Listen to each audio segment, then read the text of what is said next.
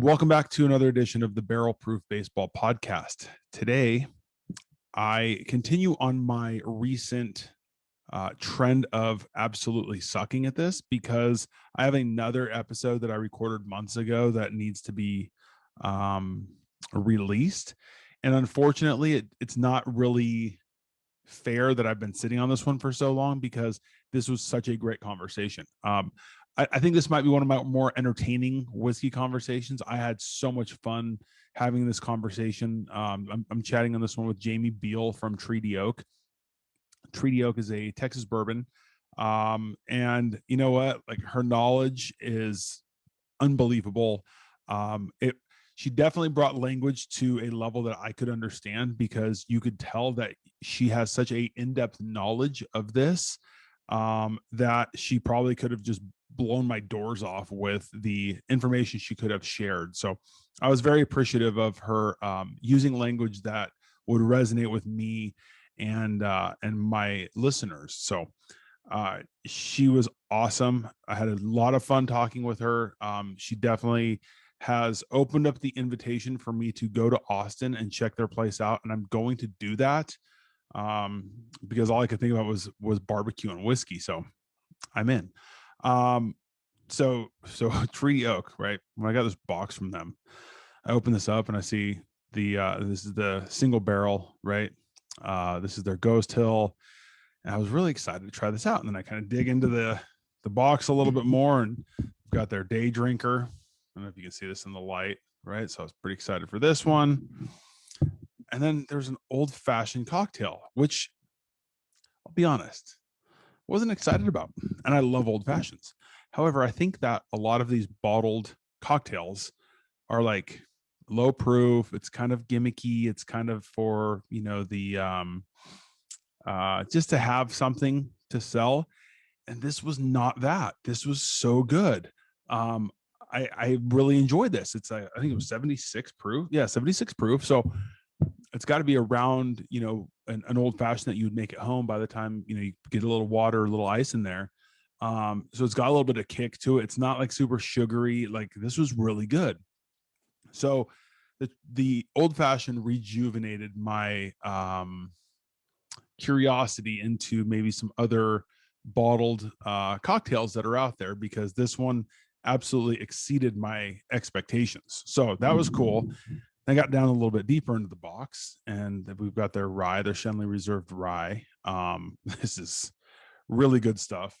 I'm trying to not drink it because I like it too much, and I don't want to have to like write back and be like, hey, can I get more? Because this is really good. And then their Ghost Hill. This stuff it's terrific. I think you're going to like all of these. I think it's jumping into that category with that Texas whiskey, those Texas bourbons that are coming out now. Everybody's heard of different brands that are coming out of Texas, and the ones I've tried have been pleasantly surprised by. And Treaty Oak was definitely one of those. I hadn't heard a whole lot about it. Jamie was awesome. Like I said, I had a great conversation with her. I think you're going to be thoroughly entertained. I feel like our conversation was very, very easy. Really enjoyed chatting with Jamie, and I definitely look forward to hopefully getting out to Texas and taking a look around and drinking more of their whiskey, because it's definitely delicious stuff, and it's whiskey that should be drank. So check it out. Leave some comments below. Make sure you subscribe. Go find Treaty Oak on social media. Give them a follow and get your hands on some of their whiskey. It's delicious. All right, get into those links below in the description box. Find some ways to support the Barrel Proof Baseball Podcast so that I can continue drinking whiskey and having fun conversations and drinking whiskey, because I also like drinking whiskey. All right, enjoy. Cheers.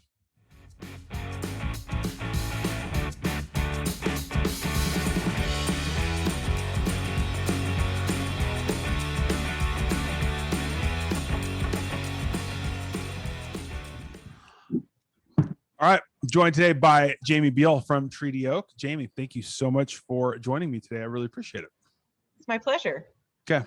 All right. So we decided we're starting with the old fashioned. Let's just break that out first before we get into this. Let's get this old fashioned going, because are you going? Oh, I want neat. Damn. Neat is good. Okay. We actually developed this cocktail to be the kind of thing where you could throw it in your Yeti or any cooler, and take it with you hiking, fishing, camping, and you don't have to worry about muddling. You don't have to worry about garnish. You can throw it on a rock or just keep it cool and sip it. The ABV should be appropriate, both watered down or diluted by, Okay. a fat ice like this, Yeah. or just straight out of the bottle into a cup, or straight out of the bottle Or into straight your out of cup. the bottle, whatever you prefer. So let's start off with the cheers. All right. Cheers. Salud. Yeah. I'm stoked to try this. Yeah, that's going to work. I always think it's very weird because I don't know if I just am inexperienced with it, but like when you buy a bottled cocktail, like you don't expect it to come out at even 76 proof. Right. Like you think it's going to be like a low proof, like it's like a watered down version of whatever it is that you're buying, but that's definitely not. Thank you for saying so. That was the goal. We were trying to take this, ready to drink mentality and elevate that. And so this was about 18 months worth of R&D. Mhm. And we worked steadfastly to make sure we were using, natural flavors, our bourbon, obviously, but getting it just exactly right to where it tastes like somebody just mixed it up for you and charged you $12.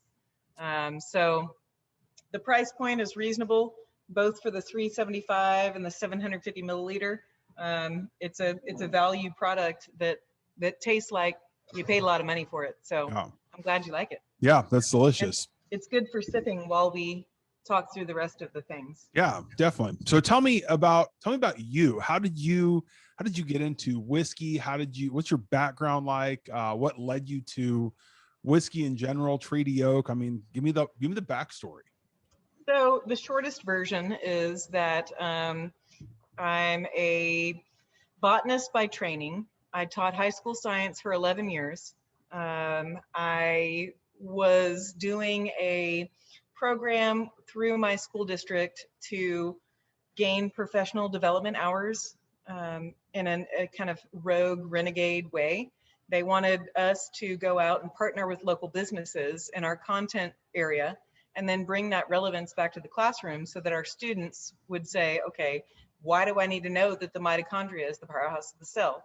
Like, why do I need to know about fermentation? So for me, as a biology and environmental science teacher, it made sense to partner with Treaty Oak. They also had a need. And after 3 days in the summer of 2017, they recruited me, respectfully allowed me to honor my commitment and finish one last year of teaching. I felt it was in poor taste to leave in the middle of the summer. So I taught my last class, sent them off to graduation, took my family to the beach, and then came out here and I've been here ever since. The passion is for knowledge. I happen to be a whiskey and gin connoisseur, but learning as much as I can about process, science, flavor is my jam. So no matter what I apply my nerdery to, it's going to go 100%, just really deep and broad in whatever I'm pursuing. So when I got to come out here, I've learned more about, fermentation, distillation, barrel aging. I've learned about different types of distillation. I've learned about business in a way that I did not anticipate learning about, supply chain. So, the pursuit of my curiosities is what brought me here. And ironically, maybe not, that's one of our catchphrases here is pursuit of the curious. We do a lot of experimental distillation, a lot of experimental grains and botanicals for our whiskeys and gins. So, we're all scholars out here. And so I found myself fitting in nicely with this, motley crew of misfit nerds. Plus, we like to party. I mean, it's not a bad combination. And I think Yeah. plus like whiskey people can really nerd out on whiskey and really enjoy it. And I think there's a greater appreciation and enjoyment than just like the surface level, like let's go rip double shots of Jack in a Right. bar out of plastic cups. Right. And so that enjoyment is definitely there, I think, for people to, dig a little bit deeper on. So if you have the academic background, it probably makes it all that much more fun, especially when you have a greater understanding of it than, your general standard whiskey fan. This is true. The organic chemistry training went a long way in helping me to visualize and understand what was going on at each step of whiskey and gin preparation. We're talking about whiskey today, but we've got gins as well. So I'll try to stick to just the brown stuff. But, understanding the molecular interaction between the spirit and the charred wood, and then how the thermal energy, the physics of that interacts, the climate science of it it's almost like I was training my whole life to be able to get to a point where I could understand and communicate how cool it is to make whiskey in a way that a lot of whiskey drinkers just don't understand, but many of them do. Like you were saying, there's lots of whiskey nerds out there who really geek out on the stuff that I'm currently geeking out on. So it was a serendipitous series of events that led me here, and I'm glad I'm here. What has been from your transition? Of course, my doorbell rings right now as I'm asking you a question where I can't edit that part out. So I'm just going to embrace it. Yeah, why not? What has been the, I guess, coolest part for you, and also the biggest challenge for you transitioning from teaching into the whiskey industry?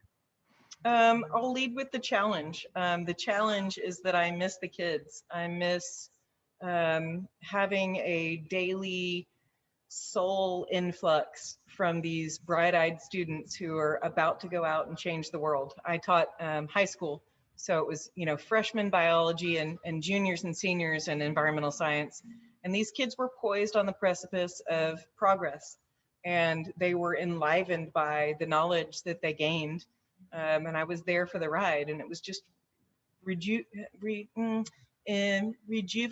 yes, invigorating, rejuvenating the whole time. The good news is many of them have graduated and actually come and work service here on our 28-acre ranch. I've got one right behind me nodding his head. So I still get those kids who still call me Miss Biel, or they called me Dalla Biel. And so I still get some of that, soul wealth. One of the greatest parts about this new job is that I have increased my knowledge so much. I have done everything from supply chain, procurement.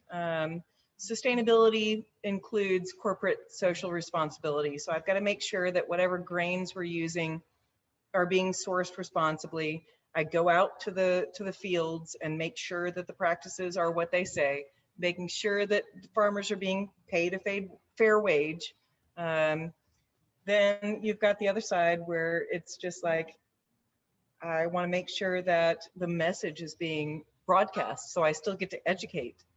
And for me, spreading the gospel of Treaty Oak is what I'm here for, and I think one of my penchants. So there's really no drawback other than the fact that I do miss those little knucklehead yahoos in my classroom every day. But the glory of having some of them out here now that they're adults and we can actually sit and have a cocktail after work has got to be icing, I think. I found that for me, not to make this all about me, but I found it as well, like going from coaching in college baseball where, like you have a conversation with somebody that's very surface level to now in professional baseball, like the guy's got real life problems or real life things going on that he wants to talk about. We can go grab a beer or a cocktail and sit down and talk about it.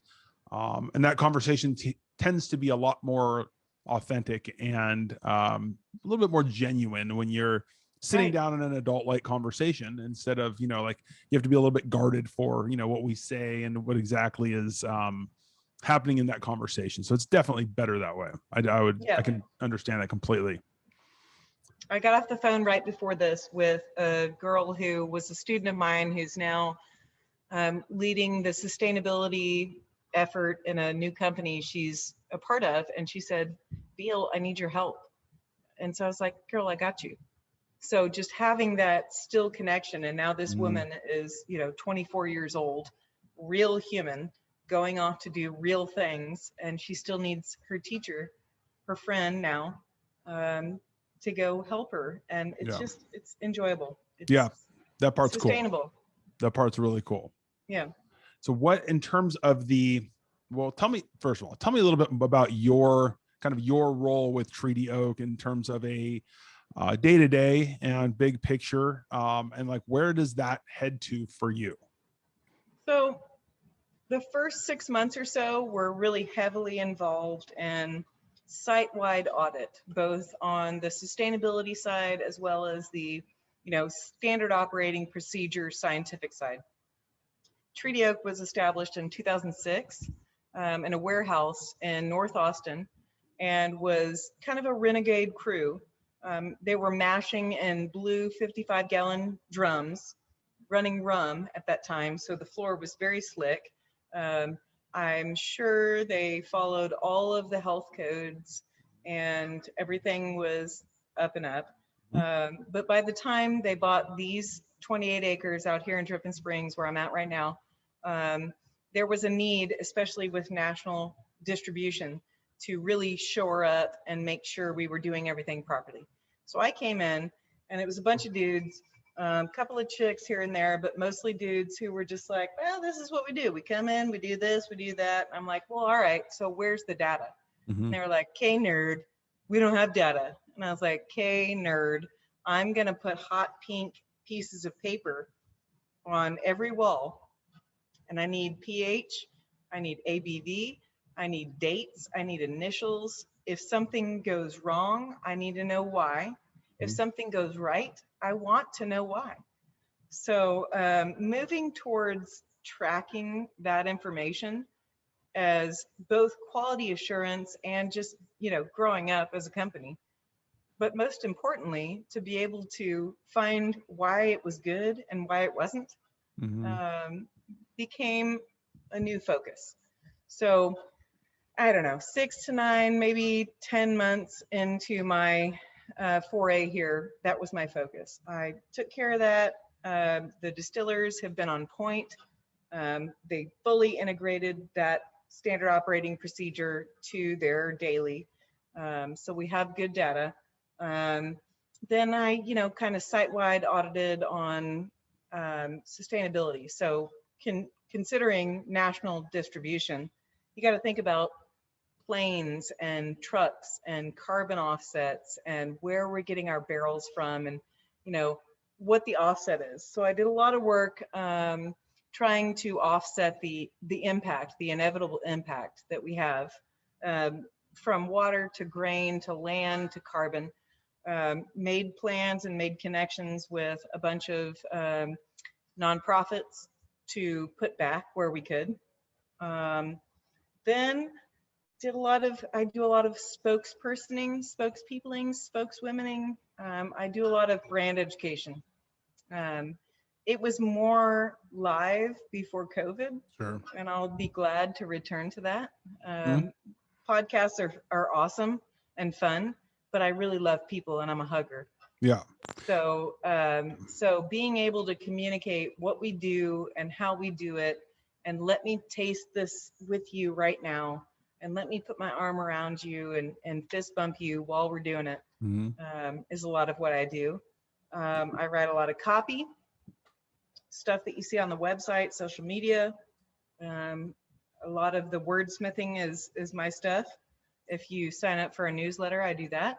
I get to entertain investors and groups that come out. I run the single barrel program out here, both for consumers that are buying at liquor stores, as well as individuals who'd like to engage in a single barrel experience. So I do everything. Okay. Now, with that, tell me a little bit more about I know the Renegade crew and the Blue Barrels, but how did Treaty Oak get started? What was kind of the origins of that? And like, what has it been like from, the beginnings to where it's at right now? So it was Thanksgiving 2004 or 5 when Daniel Barnes, our founder and CEO, was sitting with his father-in-law and family, and they were drinking Kentucky bourbon. And Daniel says, because he's incredibly well educated, he's just a brilliant dude, and he says, why isn't there a Texas bourbon? You don't have to be from Kentucky to be a bourbon. A lot of people think that, but Yeah. it's not the truth. And a lot of Kentuckians may hold on to that, and that's all right. But according to the TTB, which is the regulatory body here in the United States, to be a bourbon, there are some laws, and state of distillation is not one of them. So Daniel says, well, let's make some Texas bourbon. Let's do it. So bourbon is the American spirit. 1964 was the year that Congress kind of passed this not official but obligatory law that bourbon was the American spirit. So there's a lot of history involved in the making of the spirit. It's corn based.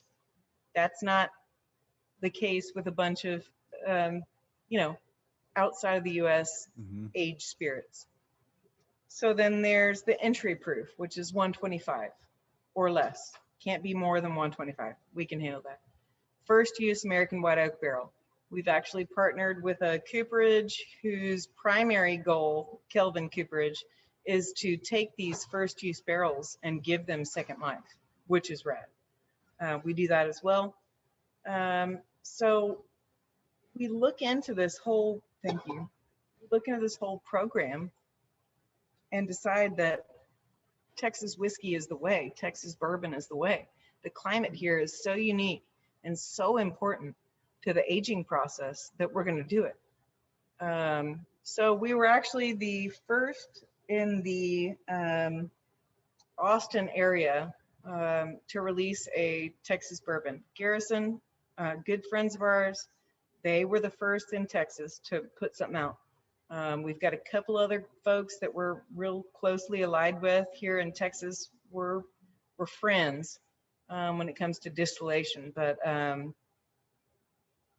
the moral of the story is the goal was always to find the history and the culture of this spirit, revere it, and then innovate. And I think that the world of Texas whiskey is, if nothing less, innovative and damn fine. Why? Okay.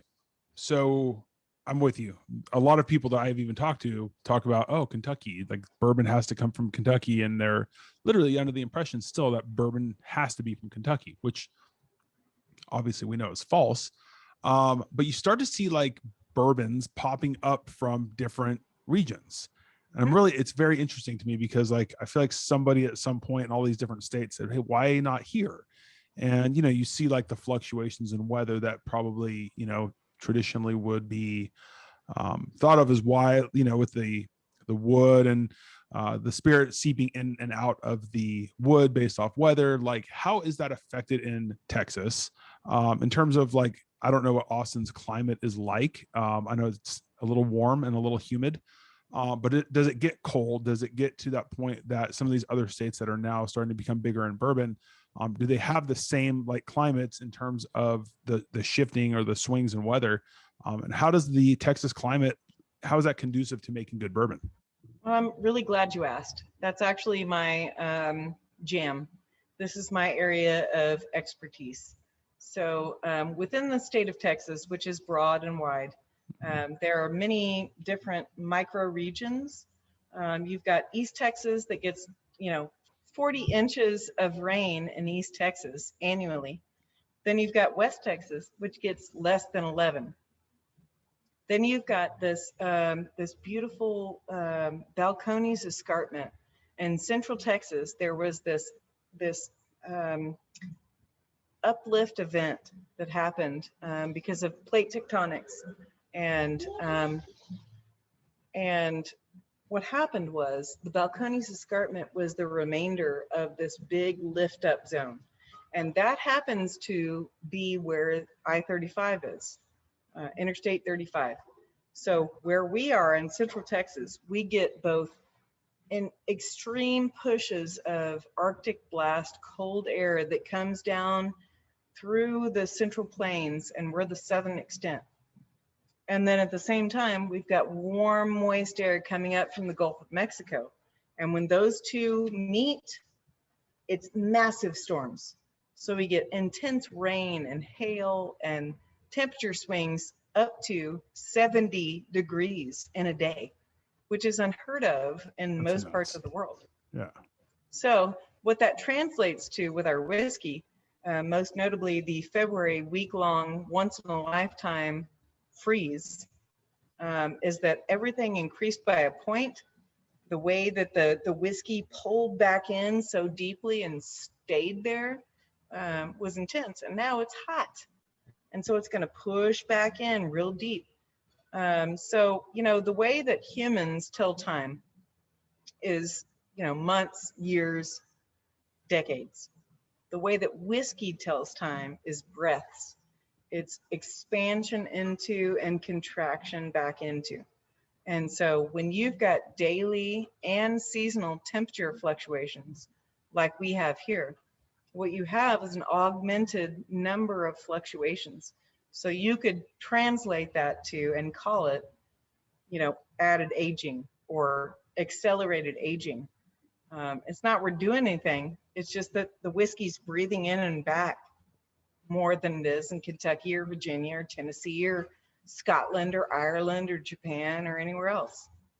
Does that aging process, because of the, like you said, the massive swings that could happen day to day, does that help speed up the aging process with a, like, the same consistency as maybe it's like it's either hot or it's cold? Like maybe in Kentucky or Indiana, it's like it's cold, it's not really going to get warm.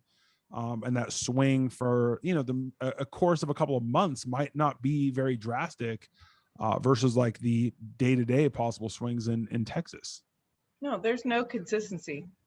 We've never had 7 days of frozen. Yeah. This is an experiment that we're living in right now. And the good news is we've got whiskey to sample to help us cope with this unknown weather pattern. The variation that's happening is to be recorded and to be tasted and qualified. But yeah, no one knows. What we've had in the last 18, 24 months here is different than anything we've experienced previously. And it's different than what we have in Kentucky, Tennessee, Virginia.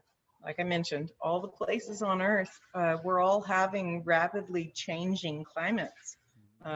Wetter, hotter, colder, all the things. So we're letting the whiskey inform our opinions on how that climate is doing. The plants, the animals, that's one thing, but the whiskey we can taste. Mm-hmm. So there's that. Yeah, that makes sense. I mean, now I openly admit I have not gotten into Texas whiskeys.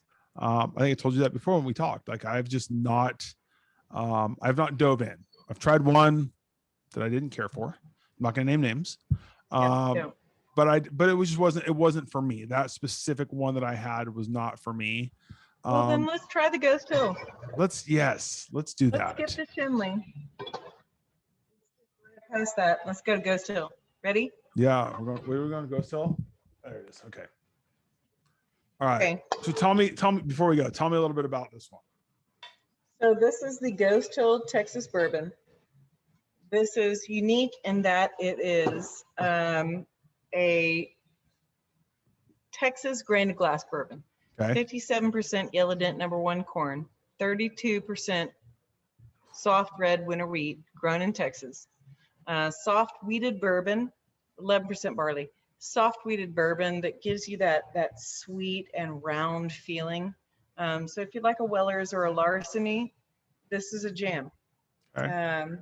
We did partner with Barton Springs Mill, who gives us access to local farmers in the state who are doing things right, in our opinion. So there's no GMO, there's no pesticides. They're letting their crops rotate. They're giving the ground the time to rejuvenate. And yet we can still put it on market at a reasonable, valuable price, where folks are still going to be able to access this good bourbon and not shy about the price. It's really good. What do you detect? I definitely, okay. So I like wheated bourbons. This has to me a little bit more spice on it than it's got like the softness of a wheated bourbon, but it's got some spice to it that I really like. And that's a 2-year. Okay, so I guess, and I saw this, like it said the age at least 18 months. Is that something for like a Texas bourbon? 18 months in a Texas bourbon, based off like the weather patterns you were talking about, could be, I guess, the same as maybe somewhere else that's aged 3 or 4 years. Is that accurate? Correct. So the age statement is going to change on the label soon, because everything that goes into a bottle will be at least 24 months. We found our sweet spot is between 2 and 4 years. Anything beyond that gets a little too overly oaky in a way that we're not down for. And I know that it's hard to change the minds of those in the bourbon community who are like, well, shit, if it's 8 years or younger, we don't want it. Yeah. Well, and that's okay. But have you tasted a 3-year Texas bourbon? And many of them haven't, because we're all of us Texas distillers are new to the game. How often do you feel like I say this with pure reverence, but the fanboys who will taste a bourbon and go, it's too young for me? It's like, really? Because it's 12 years old. Like, does average people really know? I know some people that have more experience can tell, like, it maybe tastes a little bit younger, but like, this doesn't taste like a young bourbon to me. Well, I'd say go with your palate.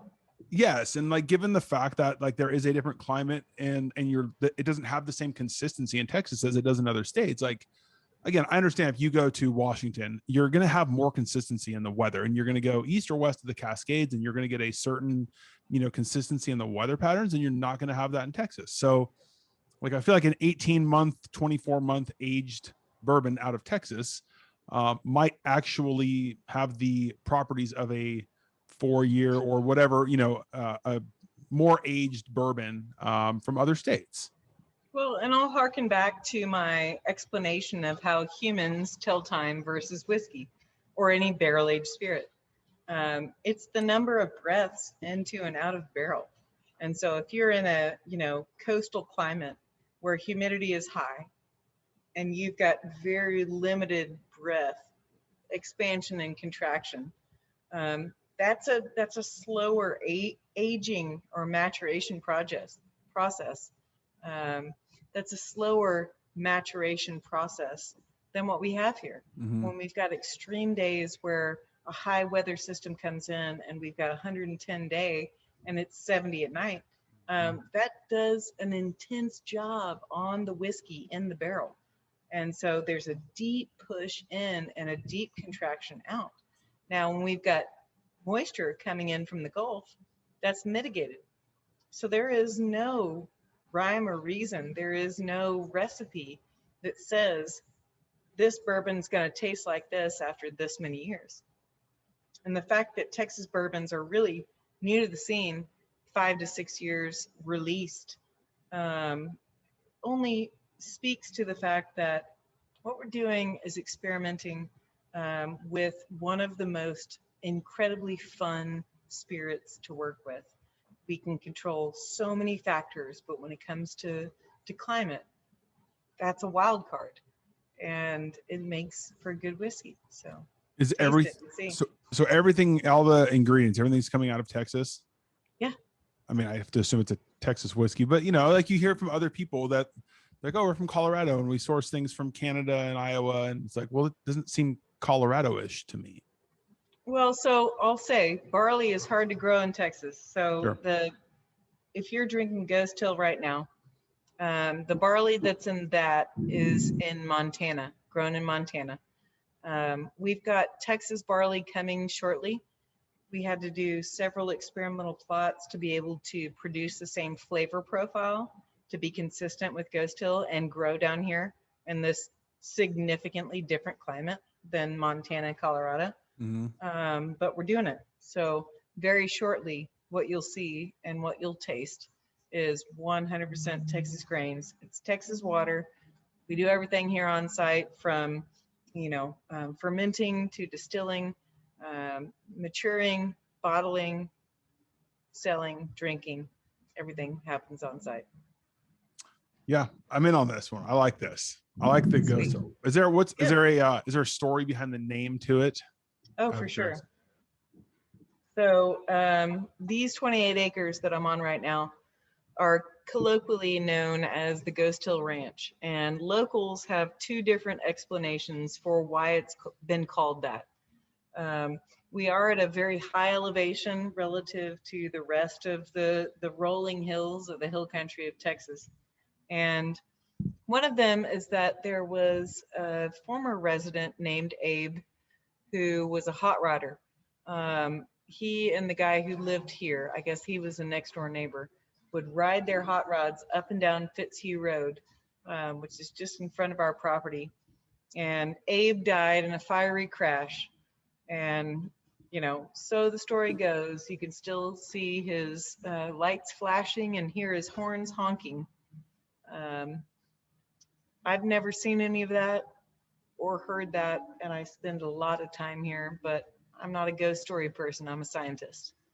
So my preferred explanation is that we've got this low-lying riparian zone. We've got a spring-fed pond down at the bottom of the property, and when the dew point is right, it just fills up with smog and smoke and looks like, you can't see your hand in front of your face.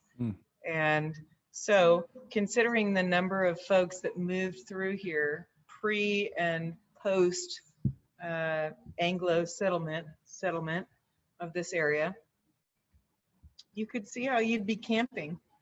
And there's a dense fog and you wake up and you can't see in front of your face and you don't know who's gonna cut your throat and take your cattle or take your goods or just kill you and leave you for dead. So it's ghostly.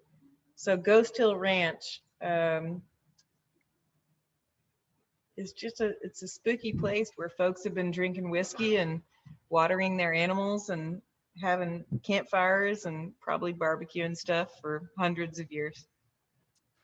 I'm afraid of most everything, and so that would freak me out. If I hear and see those types of things driving, I wouldn't enjoy that very much because I'm afraid of most things. So you should come out. It's pretty cool. Unless I see lights in the middle of nowhere for no apparent reason or those types of things, then I'm out. Okay. What's next? Wait, well, I got to finish this one. Hold on. So are we on to Day Drinker? Yeah, are we going Day Drinker next or are we going Rye next? Biscuits. Your call. Let's do it. Let's do Rye. Okay. All right. Shenley? Is that what we're calling? Shenley. Okay. Let me tell you a story about the Shenley Rye. Are we All right. ready? Yeah, tell me about that Shenley Rye. Okay. Okay. So at 100 proof. Yep. 10 years. Shenley Rye is approaching 13 years of age. So we bought all the remaining barrels, which is about 40 at the time, of this mash bill from the Shenley distillery up in Quebec, Canada, when they shuttered in 2018. So June of 18, we brought those barrels down. They were aged 9 years already in Canada in second use barrels. So again, that kind of moderate temperature flux and in second use barrels.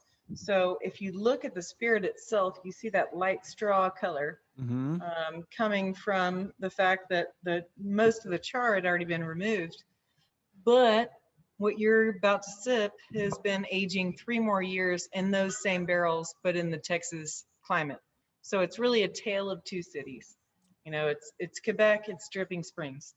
When what we've got is a dandy low rye bourbon, 53% rye, 51% is requisite, but 53% is what we're sipping here. It's got notes of green apple. Yeah. Get some caramel on that as well. So almost like a, a fun fair experience. It's easy sipping enough to proof it to 100 and bottle it. And we do a twice annual release of this. We do some single barrels.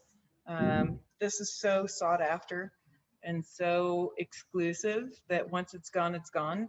Yeah.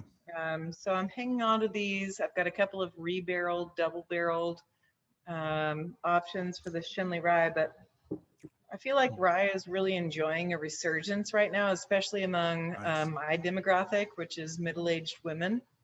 They want a little bit of spice in their whiskey. They want to drink it neat and taste all the complexity of that flavor, of that profile.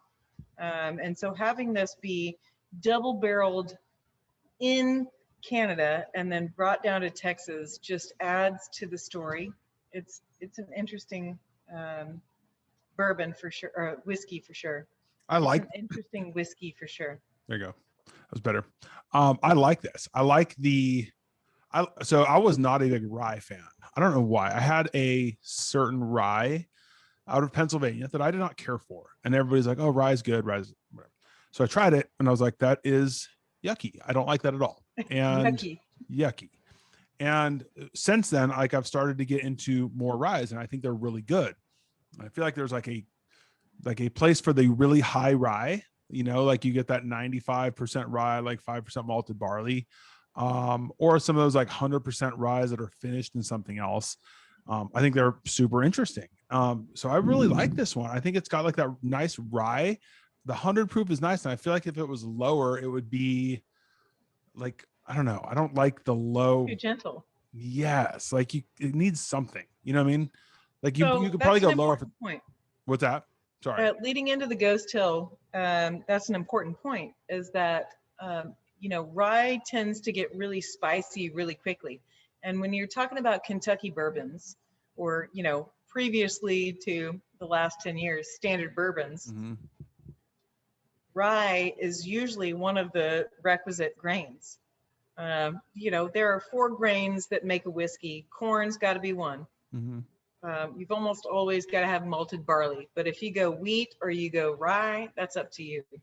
There are a few examples of having all 4, but for the most part, you either use rye or you use wheat. And early experimentation here in the Texas climate proved that rye got too hot too fast. It was very overly spicy. And we weren't down for that. That's not what we were trying to accomplish. So the decision to go with a heavily wheated 32% wheat bourbon for the Ghost Hill was obvious early on. And what it gives is that sweet, rounded, palatable flavor that stands up against the climate that we have here that we can't control. Again, in Kentucky, rye grows well, stands up well to that climate. So this is just yet another example of the many facets of what it means to be an American bourbon, and consider all of the influences, all of the variables that exist. So are you, like, if you go old fashioned personally, if you're making it yourself and not going with the treaty oak old fashioned, do you like a rye whiskey or a high rye bourbon, or what do you like to mix with personally? I like a bourbon old fashioned. I'm sweet and round. Okay. Literally and physically. I'm keeping that in there, by the way. As you should. Not getting edited. But I do like this as a Canadian rye with Texas influence, low rye, still approachable. Lots of those green fruits and flavors coming out. Really easily sipping. Also makes a dandy cocktail. We put this rye in an old fashioned recently, and again, I'm more of a bourbon old fashioned girl, but it was fine. Yeah. I like the rye. I like the rye old fashions because I like a little bit of spice with it, because I think the sweetness in those, like, kind of doles down the spice, but it still adds a little bit to it. So does Aaron Franklin of Franklin's Barbecue. oh yeah, You should talk to him. I need barbecue. There's not really good barbecue in Arizona. It made me think about barbecue, so there's that. Thanks. Well, come on out and we'll serve you. I know I need to make a trip to Texas. It's my favorite country. Like, I love Texas. Yeah, I love Texas. I'm going to say that. Good. Leave it there. Good. I fell in love for the first time in Texas when I was 16 with the waitress at the Waffle House. Her name was Shelly. I remember her too. 1996. Okay, so I don't know, went off on that tangent. Sorry. Okay, so when you get the rye coming down from Canada, does that, like, how much of it changes? Like, have you tried it when it comes directly in from Canada before you age it more in Texas? Yes, and like I said, if I wasn't clear, I apologize, but when the Shinley distillery closed up shop, so we bought all the rest of the barrels of this particular mash bill. They don't make it anymore. No one makes it anymore. There's no more of this on earth, except for the now 21 barrels as of last check, which was today, that we have of this. So once it's gone, it's gone. So I mean, I guess my question would be, from the time you get it directly from Canada till it gets bottled and sent out, how does that change? Like, what is the change that you see in that flavor profile between them? It's a significant influx of caramel. It's ironically, those early bourbon flavors, the caramel and the vanillins that come in with a first use. But I think it's just because of the intense pressure that gets put, and they just go way deeper into that wood sugar than they've ever done in the previous 9 years in Canada, because they're coming to us mature. Yeah, got all of them at the same time. Sure, brought them all down here at the same time. How much are you guys housing right now? How much are you guys aging down there in, like, Austin area right now? Total volume, or just the rye? Just volume in general. I'm just curious. 3,500 barrels. We've got them distributed between our rick house and a rick house bar and a couple other barrel aging locations. We've got a bunch of experimentals, about 400 different experimental barrels that we've got. We want to put them in specific locations and just see how the sunshine, direct rain works with all that. So yeah, it's on the order of 4,000 to 5,000 barrels currently.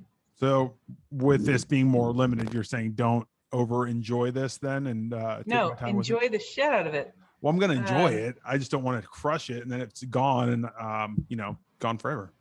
How long do you plan on living? I mean, YOLO. All right. Right. Right now. Why not? Okay. I'm in on this. I like the rye. I do too. Okay. Cheers. Yeah. Cheers. All right. Okay. Next up. Day drinker? Ghost Hill. Where are we going? Ghost Hill? Ghost Hill? Ghost Hill. You want to go light to sturdy? You tell me. Let's go day drinker first. Okay. I'm changing my. Yeah, because we got to go. Yeah. Day drinker. And then finishing with this Ghost Hill, right? Yeah. Okay. So we'll do day drinker. Okay.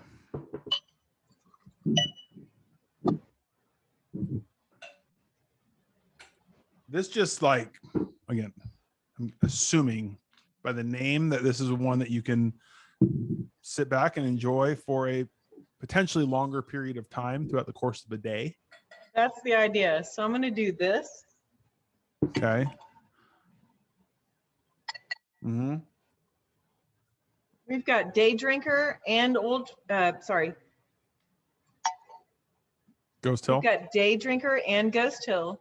This is the same mash bill, same grains, same barrels. The only difference is distillation method.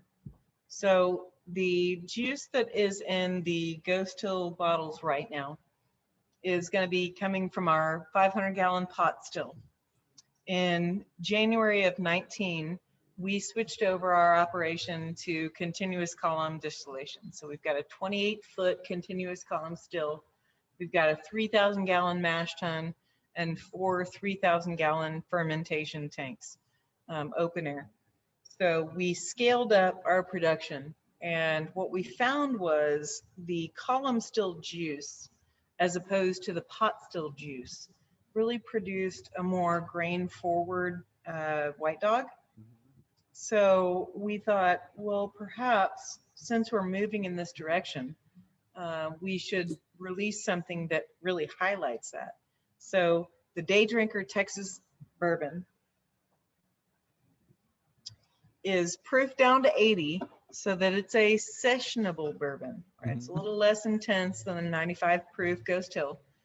But again, same grain, same process, with the exception of the fact this runs through a column still and comes out incredibly, like you can taste the details of these heirloom grains we're using. We use Yellow Dent #1 corn grown up in the Texas Panhandle.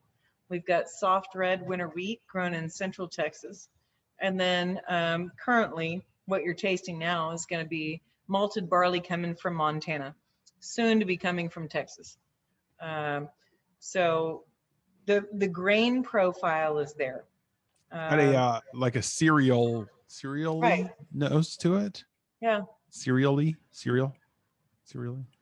Cerealistic. Is that a word? I Should be. made it up. It's got a cerealistic nose. I would agree with you. Like Captain Crunch meets Cheerios. cornflakes. Mm-hmm. Cheerios with the wheat. Yep. Yeah, I feel like I could enjoy that for a long period of time. Yeah. Day Drinker is an easy drinker. So that's the whole point of that. Big Brother is the Ghost Hill. Coming in at 95 proof, aged at least 2 years. In first use, char 3, American white oak barrels from Kelvin Cooperage. Same as the Ghost Hill, same as the Day Drinker. But this one's just a little more stout, got a little more cherry and stone fruit notes in there, a little more caramel heavy. Yeah, I like that. I don't like 80 proof bourbons. Right. Well, it turns out that's a thing. Yeah. Because I feel like, and again, I'm not going to name names, but there is a well-known big distillery that has an 80 proof with a paper thing on it. And I don't like it because it tastes like it's, as at 80 proof, it's like they tried to go from like a liquid caramel. I don't do caramel, covered up with like heavy rye. And it just doesn't taste like, there's just no like fluidity to it. It's very like almost choppy, like they're trying to create something that's just not there. You know what I mean? I'm with you. Proof point is a really important concept when it comes to flavor. You can change by 1 or 2 proof points, and the experience olfactory is just wildly different. Yeah. So the consistency that's there, knowing that for the standard proof Ghost Hill, we've got to maintain that 95 proof, comes with the blending. And we'll have several different barrels that we move through, and you'll taste that shortly here. Nice. With this single barrel. Yeah. There's uniqueness to each barrel, but the striving to establish consistency comes with proofing and tasting. Yeah. Quality assurance. How much do you get the opportunity to walk through and taste the different whiskeys at the different parts of the aging process? More often than I'd like. Okay. as often as other people would like to be able to do it? People think it's glorious, but sometimes you're like, well, it's 10 o'clock on a Tuesday morning and I've got to taste whiskey and I don't want to. Sure. But it's awesome. Yeah. And it's important. So yeah, we do it. All things considered, I'm sure it could be worse. Sometimes we try to wait till after lunch. Seems a bit grown up, but we can always expectorate. So yes. Tasting and expectorate, that's an important part as well. Okay, I'm putting you on the spot. What of the Ghost Hill, Day Drinker, and the Rye? What's your favorite? Ghost Hill. Okay. No contest. No Really? question. Yep. Okay. All right. I like it. I'm in on that. I'm in on all these. I think they're delicious. Awesome. I go to the Rye. Well, she's a dandy. Yeah. I mean, She's a beaut. yeah.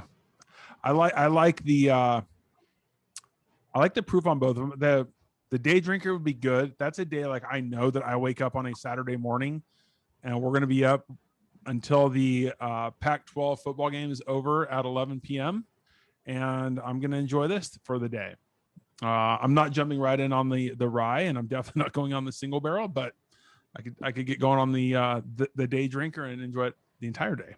I feel like they all have a place and time. But Definitely. if I were to choose one for marriage, it would be the Ghost Hill, hands down. Okay. I like it. But let me taste you on this. What do we got? 876? 887. 887. Do this. Okay, hold on. I got to pour this. I need to finish this first. What's fun about this is that it's the same mash bill as both the Ghost Hill and the Day Drinker, but this is cask strength.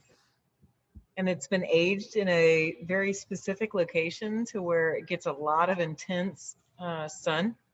Okay. And it's 3 years, 3 months. So for a Texas bourbon, this is old. So give it a nose and tell me what you smell. I will tell you that a minute ago, while we were talking about the Day Drinker, I grabbed my water and nosed my water inadvertently and didn't smell like whiskey. I did the same thing. So judgment free. It does not smell like I get zero like alcohol-y, like ethanol nose to that at all. But what do you smell? I'm getting there. I don't want to say caramel because it's a cop out. It's there. I know. I get a lot of chocolate.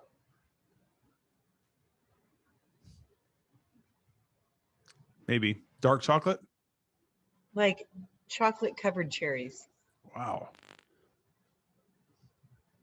I can get a little dark chocolate, like cocoa. Maybe a cherry DP. Okay.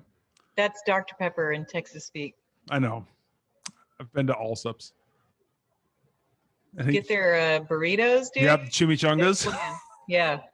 I used to drive from Albuquerque to Lubbock, and like right as soon as you West get Texas. Holy cow! If you don't get a chalupa or a chimichanga heading into Allsup's, you're not living. And a big red. Yeah. Yeah, that's a really nice nose. Okay, so taste it.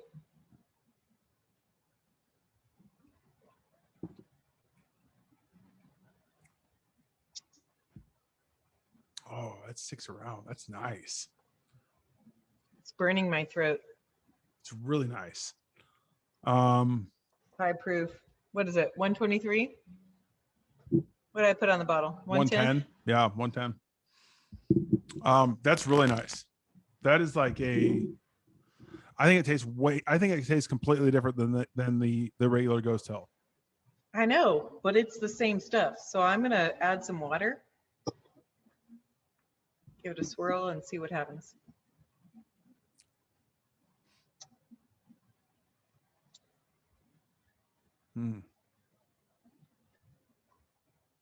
I still get a lot of like licorice root, which is bizarre. There's like, yeah. What's the word? It's like a I'm trying to think, like an absinthe, like the flavor in absinthe. What is that? Like it's like a black licorice. I'm trying to think of the official word of it. It's a root. Licorice root. Is that the one I'm thinking of? I'm literally thinking of licorice. Wormwood is what makes absinthe. There's no wormwood in this. TTB, are you listening?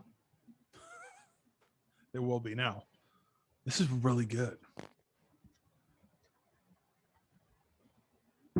It's almost barbecue-esque.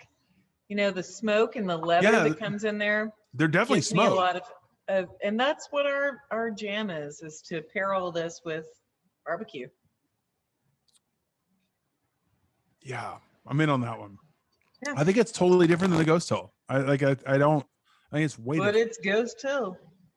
but it's tasty. Isn't that fun? You've got to come down and do a single barrel tasting with me.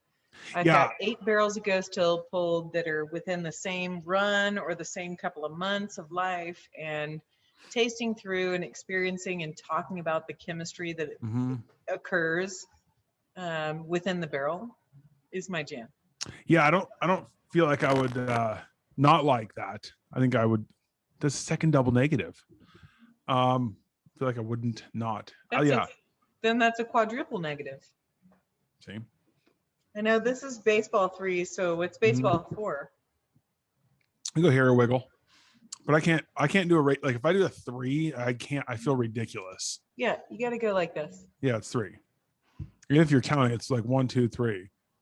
Yeah. Yeah. I think you should come out and hang out with us.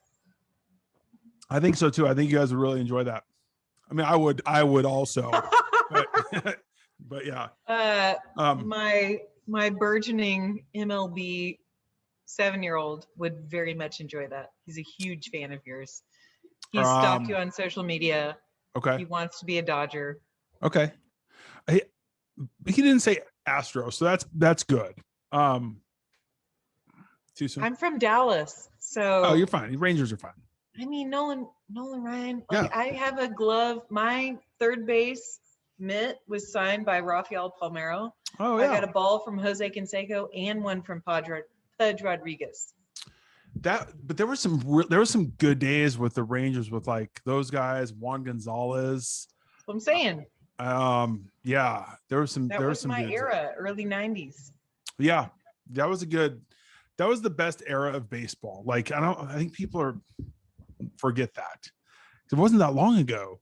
To me, it wasn't that long ago.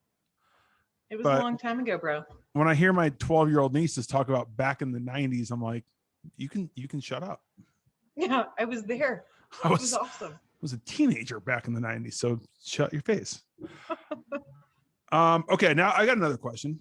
Yes. Getting away from Treaty Oak for a second, and then we'll get back. But I get curious because I hear one of the places I guess I've talked to a number of people from is Colorado, and I'm very interested in the Colorado kind of whiskey scene because I feel like it's really like blowing up, and they're making good whiskey there. And I've seen that kind of happening in Texas with like you guys, Garrison Brothers, Balcones. How do you pronounce it? Balcones? Yeah, Balcones. It just seems like there's a number of really good distilleries putting out really good whiskey out of Texas. Do you feel like it's the kind of that same thing that you hear from other distilleries in terms of like regionally, how like you want Texas whiskey to be really good, or people in Colorado want Colorado whiskey to be good? Because like it's like everybody has their own place in it, but you're kind of building your own space within that like that space of Texas whiskey. Like how does that work for you guys, like commingling with it as an industry? What it's been so far is nothing short of collaborative, like growing down. We have connected with folks from Kentucky, Colorado, Virginia, Tennessee, all over the world. And everybody is down to talk about their process and their, what they expected versus what they observed. There has been no, I would say, unruly competition. It's been, especially among the Texas group, it's, like, let's do this together. What are you learning? What have you experienced? How can we improve? I had this situation, situation. What are you doing? So globally, nationally, there's been a lot of camaraderie. There's been a lot of opportunity for us to share information and ideate over what our struggles are and what our products are and how we can improve or change or adapt. So it's been a lot of fun. Nothing but fun. Yeah, I think that's rad. Like that's so like that's cool. Because I mean, you're all like like inherently you're competing against each other, but it's also like in a way you don't want to get lumped in the Texas whiskey sucks category. Right. So it's better if everybody's doing well, it seems like. Yeah, I've got a bourbon women's event up in Kentucky in August. And a couple of those folks you mentioned, including Garrison, Iron Root, TX Whiskey, will all be there together. And we're there in Kentucky representing what Texas whiskey means, Yeah. what it is. All of us have different processes and, slightly different, recipes.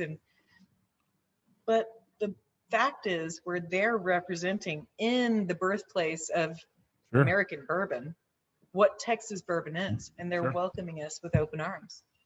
Yeah, we're bringing that's brisket, cool. so that's good too. That does help. Yeah.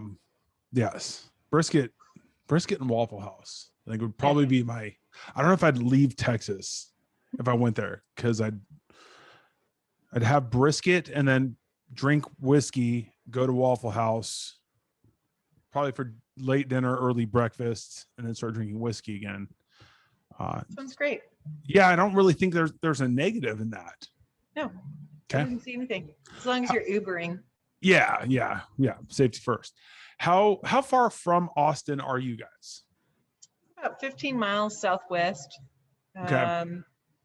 So, it depends on what part of Austin, but the closest gyms, which is the Waffle House of down here, Mhm. is 15 miles as the crow flies from where I'm standing right now.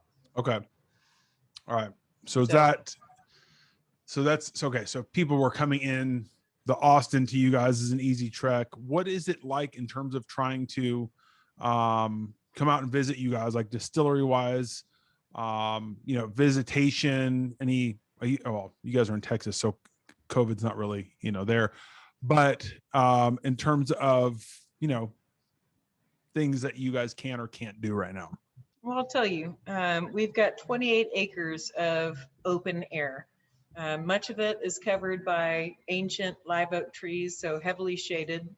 But we've got open fields as well. We've got a big, huge garden, organic garden that feeds the restaurant and the cocktail program, the gin program. We're dog friendly, kid friendly.